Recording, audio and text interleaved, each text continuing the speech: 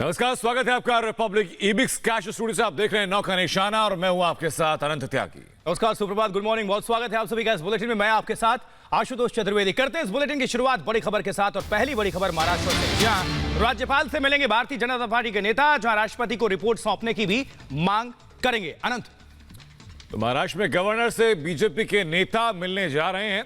राष्ट्रपति को रिपोर्ट सौंपने की मांग है। बीजेपी के निशाने पर इस वक्त महाआघाड़ी सरकार है। पूर्व मुख्यमंत्री देवेंद्र फडणवीस ने कई आरोप लगाए और उन्होंने साफ कहा कि इस मामले में सीएम उद्धव ठाकरे अभी तक चुप किए। और आशुतोष, सीएम का चुप रहने के ऊपर लगातार बीजेपी सवाल उठा रही है। निश्चित तौर पर हमलावर रुख अख्तियार कर रखा है भारतीय जनता पार्टी के तमाम नेताओं ने। खासकर महाराष्ट्र के पूर्व मुख्यमंत्री देवेंद्र फडणवीस की बात करें तो वो तो दिल्ली भी आए हुए थे और मुलाकात भी उन्होंने किया। और हाल फिलहाल महाराष्ट्र की अगर गतिविधियों की बात करें तो राजनीतिक जो सियासी पारा जिसे कहते हैं वो 7वें आसमान पर है, चरम पर है और लाजमी भी है। ये इतना बड़ा घटनाक्रम अगर सामने अगर घटता है किसी स्ट्रीट में तो सवाल भी उठते हैं लॉ एंड ऑर्डर को लेकर। पुलिस प्रशासन सरकार पर निशाने पर सरकार होती है। और देखिए, राष्ट्रपति को रिपोर्ट सौंपने की मांग होगी, राज्यपाल से मुलाकात करेंगे भारतीय जनता पार्टी के नेता। तो ये इस वक्त की बड़ी खबर। अनंत और बड़े सहयोगी सलोनी और बरखा हमारे साथ जुड़ चुके हैं। सलोनी, इस वक्त की इक्वेशंस आप क्या देख रही हैं? क्या मांग रहेगी जो राज्यपाल को जो ज्ञापन सौंपा जाएगा?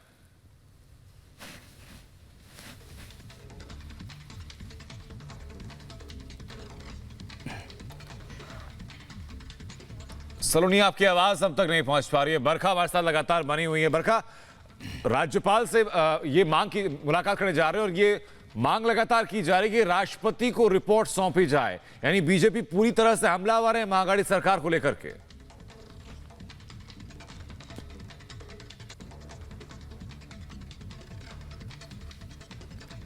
प्रेस कॉन्फ्रेंस बाकायदा की जा रही है और उसी के साथ साथ महाआघाड़ी सरकार जो है वो निशाने पर नजर आती है।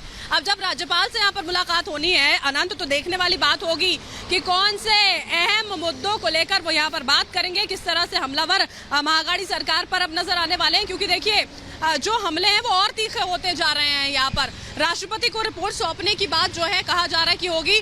9 बजे का वक्त बाकायदा यहाँ पर दिया गया था। अब से कुछ ही देर में देखिए तस्वीरें यहाँ पर स्पष्ट हो पाएंगी, क्योंकि जो मौजूदा स्थिति देखिए अनंत अभी फिलहाल बनी हुई है महाराष्ट्र में, वो किसी से छिपी नहीं है कि कितनी ज्यादा राजनीतिक उथल पुथल देखने को मिल रही है। वो भी एक ऐसे मामले में जिसमें खुद एक एपीआई जो है वो इन्वॉल्व नजर आता है।